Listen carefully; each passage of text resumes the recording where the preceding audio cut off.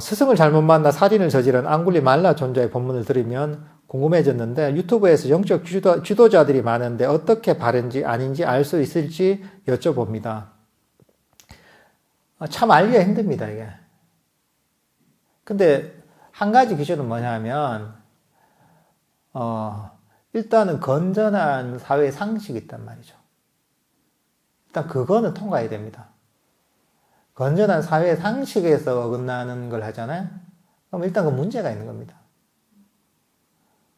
그 정도만 해도 큰 문제는 안 돼. 그리고 오랜 전통인데는 아주 큰 문제는 별로 없습니다. 신흥은 대체로 문제가 많습니다. 오랜 전통인데는 뭐 문제가 있는데도 있죠.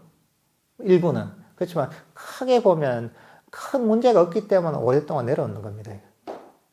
구체적으로 수행에 들어가면 다른 문제긴 하지만 큰 문제는 없는 거죠. 근데 보통 새롭게 생겨난 데는 그냥 개인이 만든 거거든요. 깨달은 사람은 아니잖아요. 자기 개인이 뭘 만들었다 이러면 사실은 뭔가 앞에서는 뭐 괜찮은 것 같아도 나중에 보면 문제가 많은 경우가 많습니다. 새롭게 생긴 뭐 신흥 종교다 이러면 신흥 수행 뭐 이런 거 새로운 뭐 이런 거 다 하면 사실은 대체로 문제가 많은 경우가 많습니다. 그런 거는 좀 피하는 게 좋죠. 그리고 구체적으로 수행의 측면에서 참 어렵습니다, 이게. 이게 판단하기가 만만치 않습니다, 이게. 그러니까 자기가 그건 자꾸 탐구해 보는 수밖에 없습니다. 부처님 경전을 원래 오리지널한 경전을 기초로 해서 보면서 야 이거하고 비슷한 게 어떤 거지 하고 찾아보기도 하고 또 실제로 수행을 하면서 검증해 보기도 하면서 이러면서 찾아봐야지 이제 구분이 되는 거죠. 결국은 자기 안목이 있어야 되는 겁니다. 제일 좋은 건 뭐냐면 복이 제일입니다. 복이 제일입니다. 복을 많이 사고 전생 인연이 있으면 그 복으로 보면 좋은 인연을 많이 만나게 됩니다. 이게 자연스럽게 크게 노력하지 않아도. 근데 그게 부족하면 지혜가 많이 필요합니다. 지혜를 많이 발휘해서 자기가 계속 끊임없이 바른 길을 찾으려고 노력해야 되는 거죠.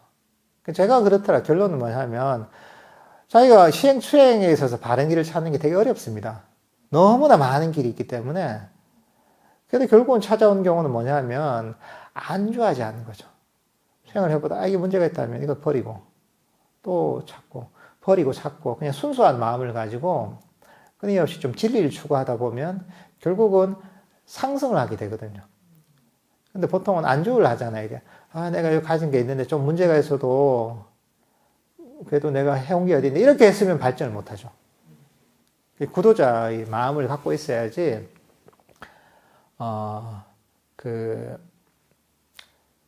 결국은 좋은 인연을 만날 수 있습니다.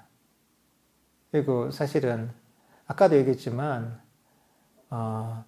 만약에 좋은 법을 만나려면 그런 고도한 자세도 있어야 되고 그리고 그런 원을 세우면서 선업을 많이 써야 됩니다.